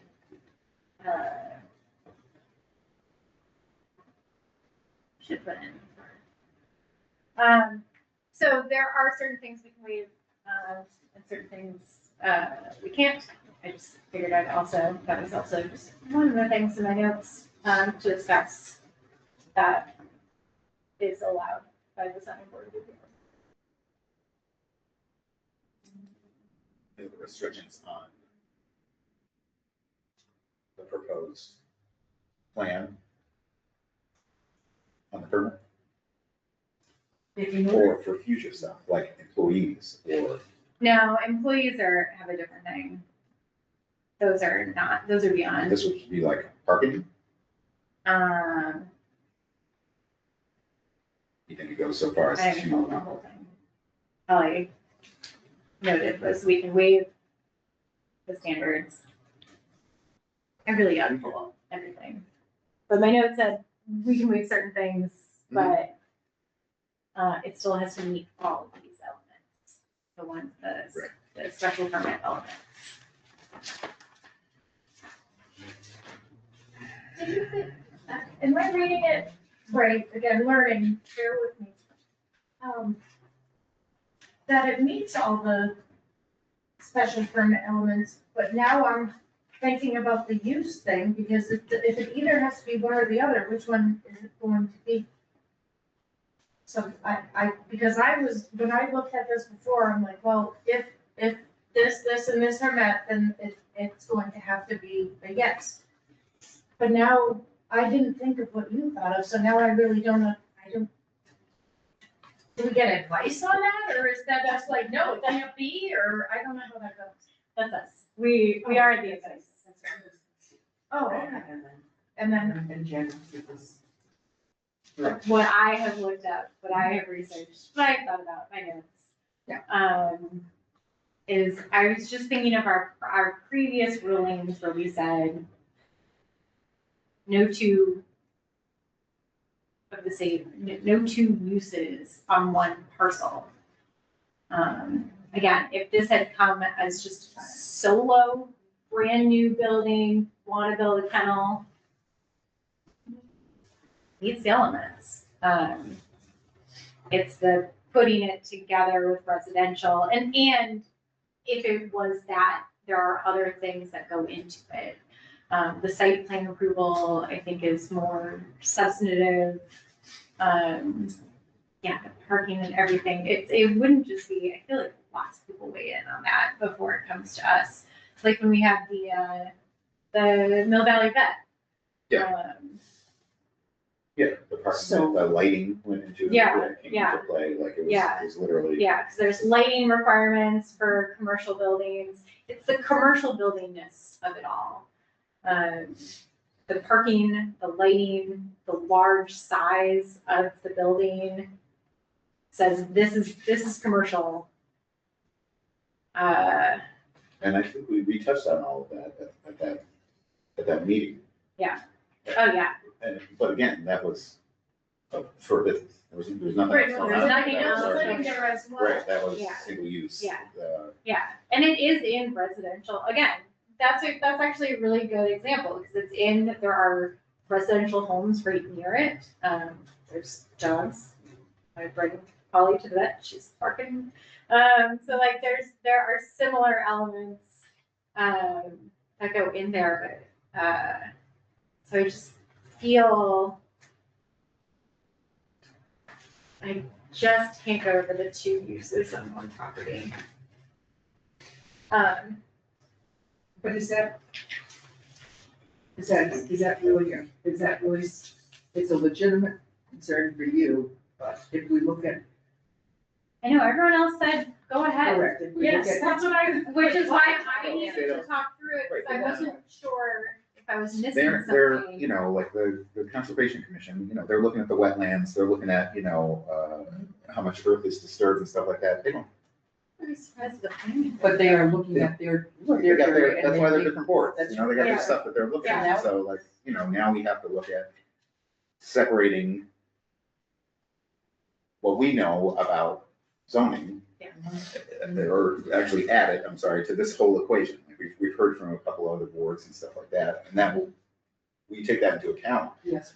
But yeah, Yeah, I mean, it really is, like Jen was saying, it makes it a lot more confusing when we're doing two things with one property that has single use at a time, I guess, requirements. Not requirements, but I mean, that's That's just. how what the it bylaws are works. for. Unless there's Not specific multiple use. zoning allowed for multi-use. And I didn't see it. I'm trying to bring up the bylaws, but, it's not working great. Well, no, and Just to confirm. this is more of a different kind of question, but, you know, the AGA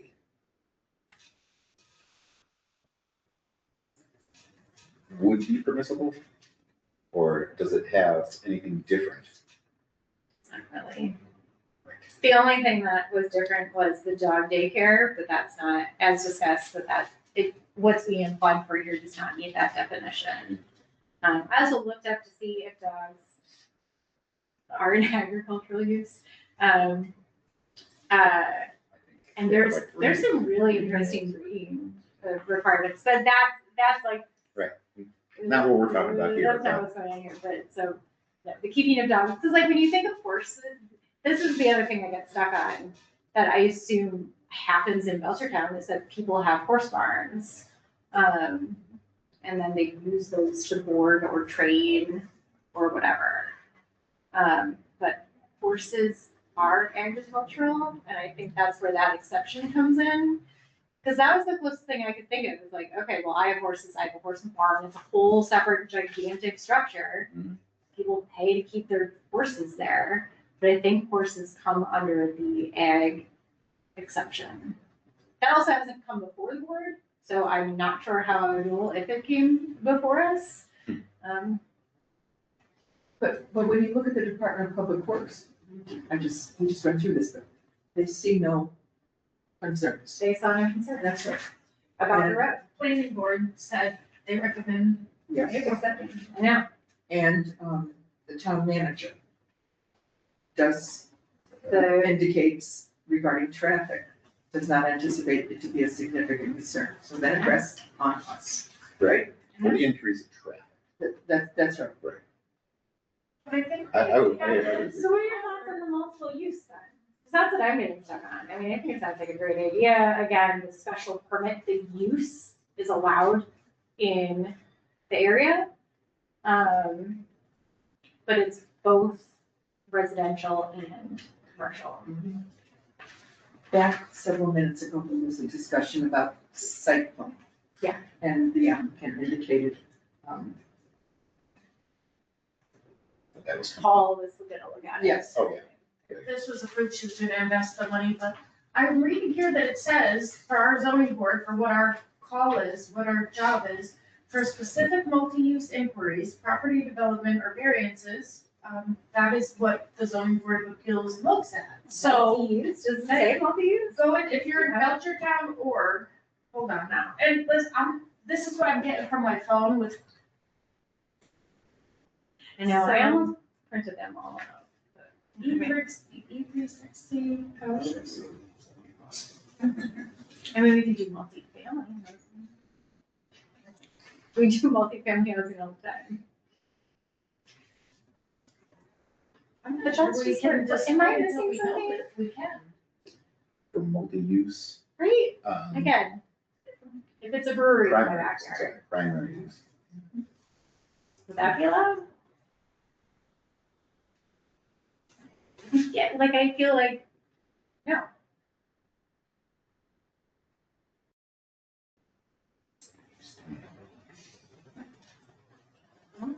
Stumps for sure. Yeah, it's the two primary uses. Yeah. It's, you know, making it difficult, I guess, to see what's. And like, I've if seen that's it where it's like permissible. one, again, building, let's say. It's like if the housing were incidental to it, that's another way, like, let's say it's just the big giant building. But there's an apartment upstairs because a dog kennel requires people to stay on site 24/7.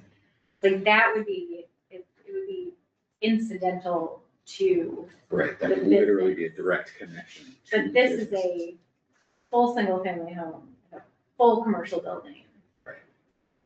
However, aren't there other such things in Belchertown? And that's what I'm trying to think of. Many. Like, are there any like farms where people also have? Well, proposed- agriculture Yes. gets, they have different, ag has different things. Yeah, and I think that these things do, like when you Google like dog kennels or something, it's not just Route 9, there's like, there are other ones that come up in town. Austin Farms, I don't know what that is, but, Austin Farms? West Street. Yeah, right? I just don't know, that's why, this is why it's a team Or maybe effort. it's a divided, maybe it's a subdivided Right. lot. I wouldn't know that, but definitely there's residential and business. Yeah, and they can be next to each other, again, the vet office. It can be subdivided if it meets subdivision requirements, which has frontage issues. When the definition of accessory use, does that help? I looked at accessory use, and that's where it's the incidental, which one is? Yes, it says, the use of a structure or premises which is customarily incidental to a principal permitted use. And maybe Principal could be, so could this be considered incidental to the primary use? believe so. Where's the definition? Like what, I'm not being fresh. No, we would, we probably have to look at what we would look at before, if anything else in the bylaw said it, case law, you know, the fun stuff. But also, it's a feeling, you know, 2,000, and did I do that math right? Is that 2,000 square feet, 40 by 40 by 50? 50? I think so. Yeah, that's good. Yeah, that's big, bigger than my house.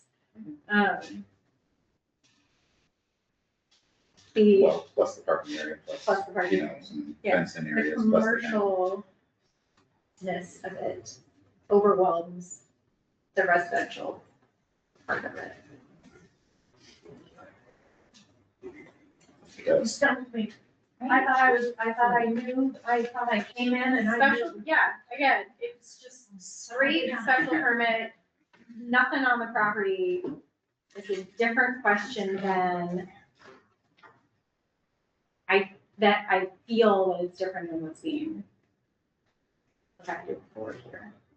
Say that again, please. Oh, that if it had come just you know, brand new, I wanna build this, that's a Just a different plot of question than, like, imagine saying, I wanna build a house, again, with brewery, because they're annoying and smelly and Can you on an really loud. existing piece of Can I property that build- the applicant does not live on? Well, imagine someone comes and says, I wanna build a house and a brewery on this one piece of property. Okay, but Both if it's uses zoned, are allowed, yes, and then we approve. but you can't have two. If they were both allowed.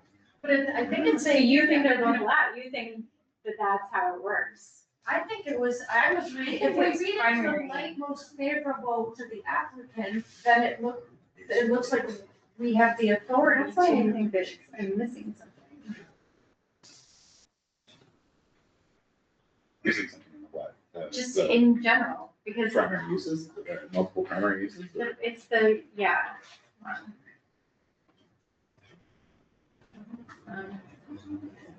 Yeah, use regulations. Accessory use, right? I mean, I can't find anything else that is. I think it talks about.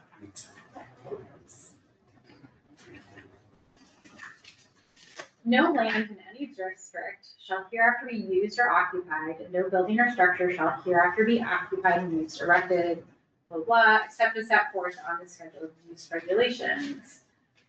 Or is specifically regulated or provided otherwise under sections hereof, provided that accessory uses in buildings not enumerated in the schedule, but necessarily or customarily incidental to a principal use, including the signs allowed, shall be deemed to fall into the same category as such principal use. So there's a principal, Look at part B of that same section. and then where an activity may be classified under more than one use listed in scheduled uses, the more specific classification shall apply. Here's the rule. And if equally specific, the more restrictive classification. Okay. I think we found it. But I think that's, so let's say, but that's like the question here. So the question is, let's say it was both a dog daycare and a dog boarding facility. That's where an activity may be classified under more than one use, the more specific. So if the use met both dog boarding and dog daycare, and where dog daycare is not allowed in AGB districts, then we would have to say, because it meets both uses, it's not allowed in that district. That's how I read and interpret that. That it's, I thought the question was answering when an activity may be, okay, all right, no, you're, all right.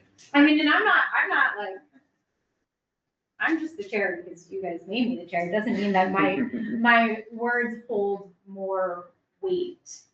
And that's why I bring it to the team to say, we're like, what am I missing? So in that case, what would be more restrictive to the residential? would be the Well, primary, no, yeah, or the well, that's the principle. Commercial would be the primary. I mean, we call things principal Principal, residence. Principal, that's right. Residential. I think it would be residential just because of the neighborhood as well is more residential than commercial. I agree, and someone's living there, so. Carleen, you are a voting member. I would love to hear,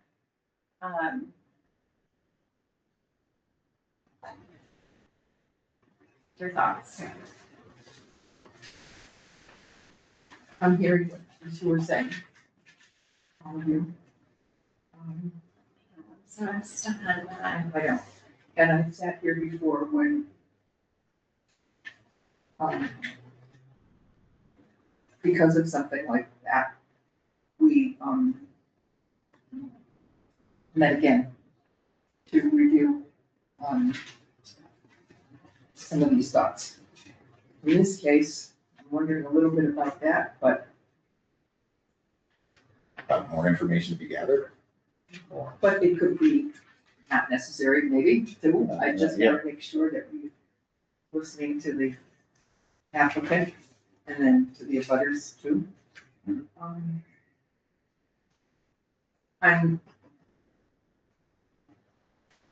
I'm thinking that I like that the other boards before us have said what they've said. And I'm hearing what Jen is saying. The other boards are saying, I see no issues. And you have a concern, that you have a thought that you're producing here and asking for review. Yeah, And that thought is new to me. okay. New to you, Wayne, a little? Uh, Well, maybe not, you've been here longer than me. But what Jen is saying is a new thought to me. Myself, I'm thinking affirmative, because the other boards are indicating. recommendations of the Yeah, departments. I was kind of interested in that site plan thing, especially when the abutters spoke about that, wondered about that, but then I didn't know if that would also delay what we would end up deciding anyway. So, for me, I see it as, the other boards are approving this or saying that they see no real issues.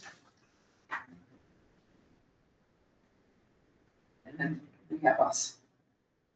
Right. Questioning something. So you think maybe we are missing something? Or maybe we're reading more into it than we need to.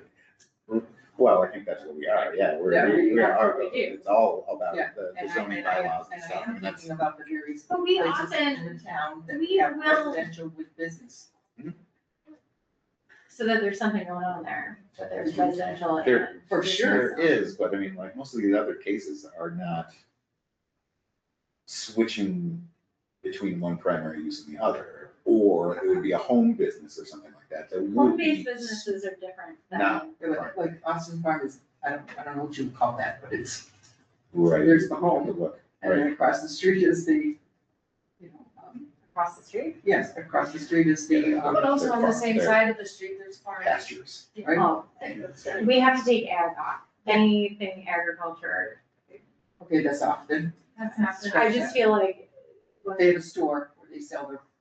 Yeah, there's very specific, rules. The Dover Amendment that we dealt with, earlier this year, the agriculture part goes to that. Okay. And it talks about square footage and how much acreage you can have. I liked that. However, I'm sure there must be other things like this in the town that have been approved. Maybe that's something we're supposed to be thinking about.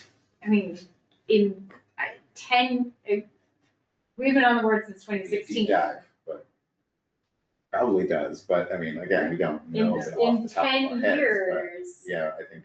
we have not approved that. Okay. In this board. Certain things, again, certain uses also have to go before the planning board. So there is a special permit granting authority. Sometimes it's us, sometimes it's planning board, sometimes it's someone else. So we don't always look at them all. Sometimes. Well, So this went before the planning board? No, but it is a different way. Okay. Sometimes Yes. planning board grants special permits. Yes, yes. And Okay. sometimes we grant special permits. Yes, that's right. It depends on the use. So that's what I'm saying, is that, Okay. that there's some zoning board, pertaining to bylaws of some Okay. then planning board. but like, They're just- planning board might have approved something that zoning board, had it come before zoning board, we would have said. So, is what I'm saying, is that Yes. maybe it's not, But the planning board did. Yeah. Have a favorable view. Yeah. They did. Yeah. And the Board of Public Works. So I'm a little surprised, right? Mhm. We usually like to see a lot of detail. sometimes That's we right. go They didn't even- the different direction in the other way than the planning board. So,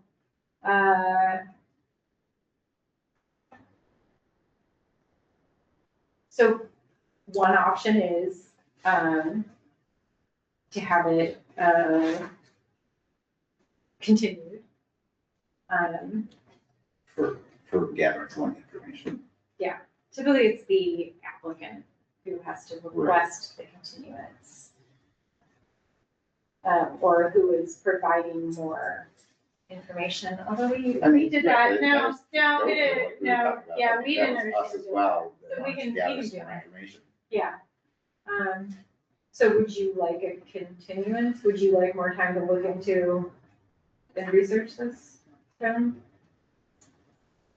I mean, obviously, I will also. Right. It would be interesting to do a little bit more of a deep dive into what you're saying about Other- existing Yes, circumstances that are similar. Right. that has been an issue over the years. That, people are concerned about one applicant being approved and another not. Not necessarily this Yes, board. no, consistency is important. Right, exactly. And, you know, So maybe, yes, so that would be a thought that I have. Long tenure. what was that? We have a long tenure. Oh, yeah, yeah. That Does- doesn't mean it doesn't exist. I mean, Yeah. I'm sure it does, Yeah. but, you But- know, under what circumstances? Be like, That's well, the person next to me did their deck and they didn't have any problems. I'm like, well, they have twice as much acreage as you. Like, it's different, it's a different situation. Yeah. Yes, they could. But And that then, is the this, other you thing, know, everything is specific. I know. right, so But even yeah, like we- Austin Farms, be like, okay, well, they might Then have a Jeff pointed totally out different. Yeah. Right. Which is Which is- probably the answer. I Yeah, feel. Or maybe they that's split it, maybe they subdivided it and, you know. to- I just, is the question if we have the authority to decide? Because if I read that right, I think we do. But I think we're one of We do Not want to me. base it I'm on. not a voting member. I'm just a You're person contributing trying to. member of the Yes. board, yes. You're on the board. You're- I just can't vote. So I thought that was kind of answered by this 14510B, but, I don't have 10 years, I got like 5 minutes. Oh, yeah. I don't know what we would pause for if we were reading this in the light most favorable of, yes, we can make the decision and call it multi-use, we could just take the vote. But I don't know if we have the authority to do that, so that's where I'm stuck. No, I keep saying we, you three, me someday. I believe we have the authority. Jen has just pointed out a view that she's Oh, expressing. okay. I Therefore, feel, that's allowing us to. Well, so and the, I would like to And maybe again- gather some more information to back up our decisions as well. yes, So that it's not just Right, feeling. right, how we feel at that time. It's like, well. the I didn't case have is coffee there's- this morning, so I'm gonna, no, never. Okay, so what I'm hearing is that it's not clear, that we got a lot more information and clarification, but that there's, the information that was provided has raised additional questions, as to what is being applied for, what kind of special permit, whether or not the board can grant it,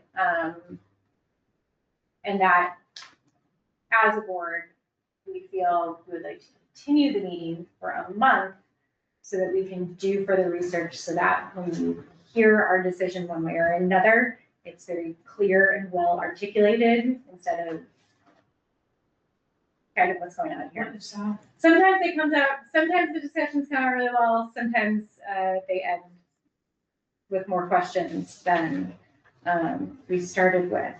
So Right, we want to have our, we want everyone to have full confidence in the decision that's being issued, and why, especially if you appeal it above us. Because then it's well articulated. for sure, For sure, yes. for sure. So if you would not mind coming back a month from now to continue this so that we can do better, so far as articulating and discussing the governing law behind what's being asked for the board. Can I have maybe the defined questions you're questioning? Just so I can answer them in my own head. I would say some of my question is whether or not one piece of property can be used, like, let's just say Commercial. 50-50 residential, commercial. I Think thought about that's it, what the variance was for. special permit, okay, so, and then my understanding of special permits is that it's the use for the property. Sometimes, and again, this is, everything gets nuanced, we're not looking at a home-based business, because it's a whole separate facility. If it's in-home business, it's in the home. So the dog kenneling could be considered in-home, because it's attached to the home, whereas a full separate facility. So again, if I am brewing beer in my basement and bottling it versus having a standalone brewery in my backyard That people come to. that people Right. come to. So that's where, if you put it, if you think, that's where, when I'm thinking about it in different uses that aren't dogs, because we Can I- love dogs. Just modify just that, just maybe for clarity. With my board and trains, which maybe be 1 month, once, not 3 all the time, but anyway. To train them would be in that, so that's part of my home base, just in. Yeah, but it's, which is a whole separate thing under the bylaws when we look at, So you know, allow us to businesses, use my horse corral, which is kind of a pre-existing building, yes. accessory use. Because it's. I don't want to answer that I'm just because bringing up, that's not, because it's clarification of what your so question we, is. It's not yeah, Business in itself. but there's things about there's size requirements and whether things can be seen from the outside of the home. Remember we had someone wanting to sell cars and because it was just visible. They were just keeping the cars for sale in their property. They could be seen like it's outside and visual. Like that's part of the home-based business. You can have like one little sign, but like, oh, again, there are other elements to a home-based business that would come in to play. Okay. My second question. Yes. There's 2 other dog businesses in Belchertown that people live in perform business. What, how are they? Do you know their names? Yes, Barking Bubbles. Enrico. Barking Bubbles? Barking Bubbles is a kennel grooming spot. And they live on the property. Those dogs not in their house. I believe they have a van. Well, I believe they mobile too. Do they pick them up from people's houses? Probably, it might. I have no idea, And but so, yeah. but that's helpful. And then what's the other one? The other one is Enrico, which is on Route 202. It's a farm on 202, horse farm. And they have daycare back. For dogs or for horses? Dogs. For dogs. And Rico.